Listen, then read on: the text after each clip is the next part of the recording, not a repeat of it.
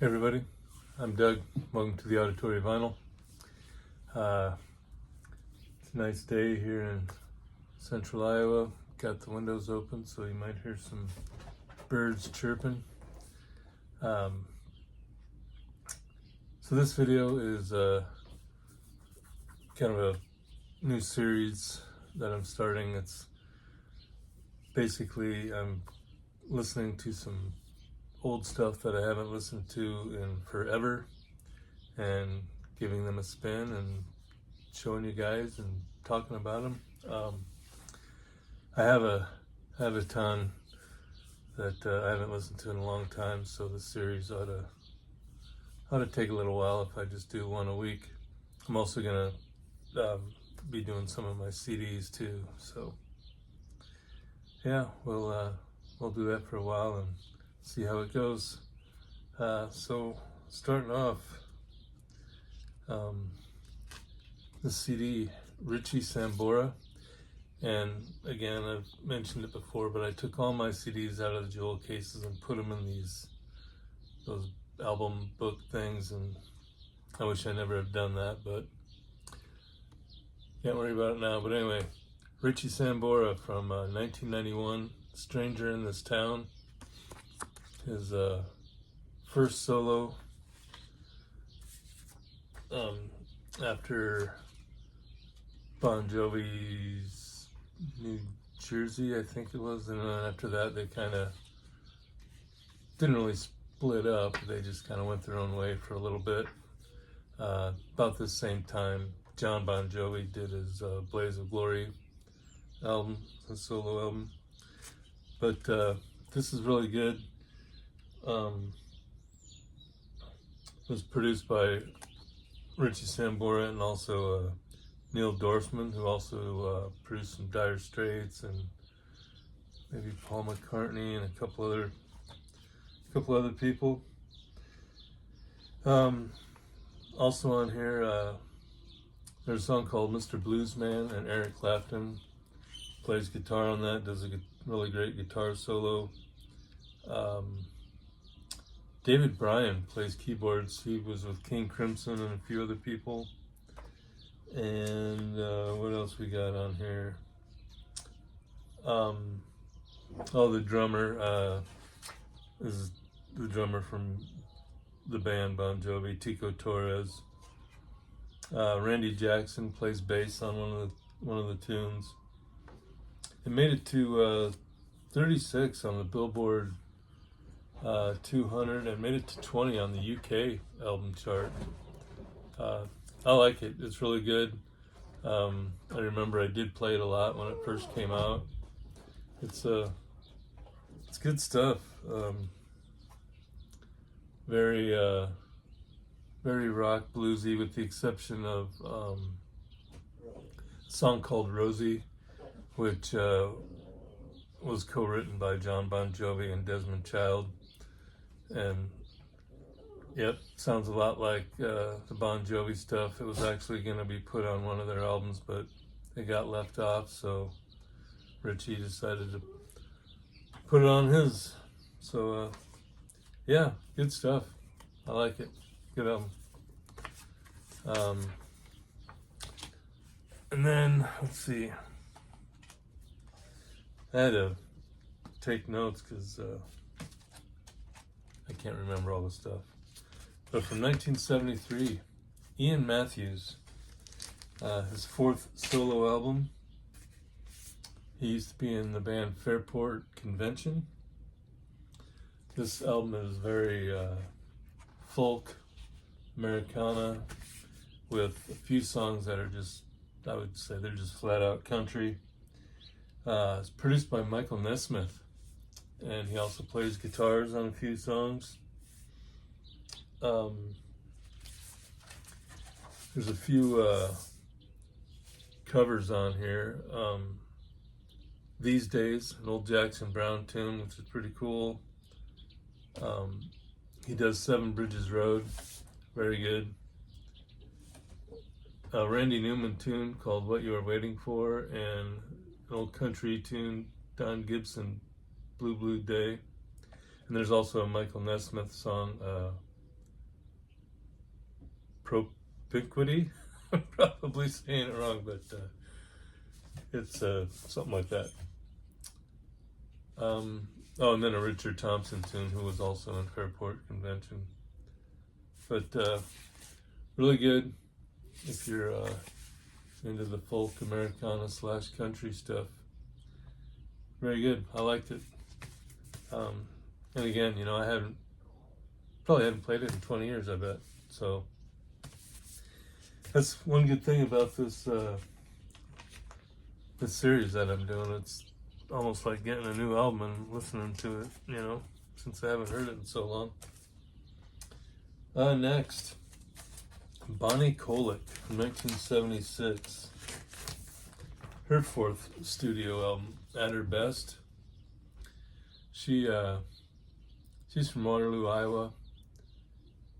Started going to college at University of Northern Iowa. Decided it wasn't for her, so she went to Chicago and started making music, which to me seems kind of like a weird place to go, because that time in the 70s everybody was going out to California. But anyway, very cool cover. Really like the artwork on there. Really neat stuff. She does a Jim Croce cover, I Have to Say I Love You in a Song. Does a good job on that. She had a hit with You're Gonna Love Yourself in the Morning. Made it to number 26. And that was later covered by a lot of people, including Rita Coolidge and I think Emmylou Harris and some others. Yeah, if you like Joni Mitchell, Joan Baez, Melanie, that type of stuff from the 70s, this was good.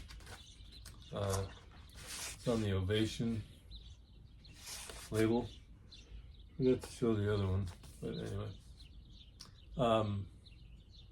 Yeah, most of it's fairly mellow, like I say, kind of the Joan Baez, Joan Collins type stuff, but she does Sweet Mama and New York City Blues, and both of them kind of get almost a little bluesy and they're sped up a little bit, but yeah, good stuff from Bonnie Kolick. And then from 1988, House of Lords. This could go along with that royalty thread that's going around for Canada's Victoria Day, or whatever that thread is. But anyway, House of Lords, produced by Andy Johns, who did Zeppelin, Foreigner, bunch of people. I think he might have done some Stones. And Gene Simmons is the executive producer. It's on the Gene Simmons label, RCA. Got Simmons Records there.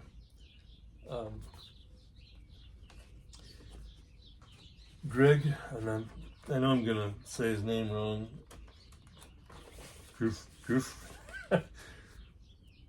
Giuffria? Is that I don't know, but he's the guy that was in Angel in the 70s, and then he started his own band using his last name, Giuffria. I know somebody's going to correct me on that, but anyway, came out in '88. Your basic 80s metal sound. It also has Chuck Wright, who played bass for Quiet Riot, and drummer Ken Mary there. Who did he drum for? He drummed for Alice Cooper a little bit, and also the band Accept. One of the songs on here, one of the better ones actually, Slip of the Tongue, was co-written by Rick Nielsen of Cheap Trick. This is their debut after the Greg Giuffria, after his band kind of broke up. He took a couple members and then started this, and this was their first one. And they ended up making quite a few albums after this. Gene Simmons hung on to him for one more record after this, but then they kind of didn't do so well with sales or anything, so Gene Simmons dropped him, but they kept moving along with other albums. And coming out in 1988, I can't remember where they peaked. I don't even think they made the top 50, but also in 1988, these albums came out: Bon Jovi, New Jersey, R.E.M.'s Green, Van Halen's OU812, Metallica's And Justice for All, Cinderella's Long Cold Winter, and U2's Rattle and Hum. So when you're up against all those guys, these guys didn't stand a chance, you know. But then, you know, when their later albums started coming out in the 90s, then grunge was the big thing, so kind of bad timing for these guys. Otherwise, they probably would have, you know, if they would have came out a few years earlier, might have done a lot better. But overall, it's pretty good. Like I say, Slip of the Tongue's a good tune. Single I Want to Be Loved, it charted, but it didn't go very high. Pleasure Palace is a pretty good tune. Jealous Heart. House of Lords. So there you go. There's 4 records and a CD that haven't listened to in a really long time. Busting them out, gave them a listen, and they're definitely all keepers. All pretty good. So we'll keep doing this and see how long it goes. But everybody have a great rest of your holiday weekend and enjoy the music.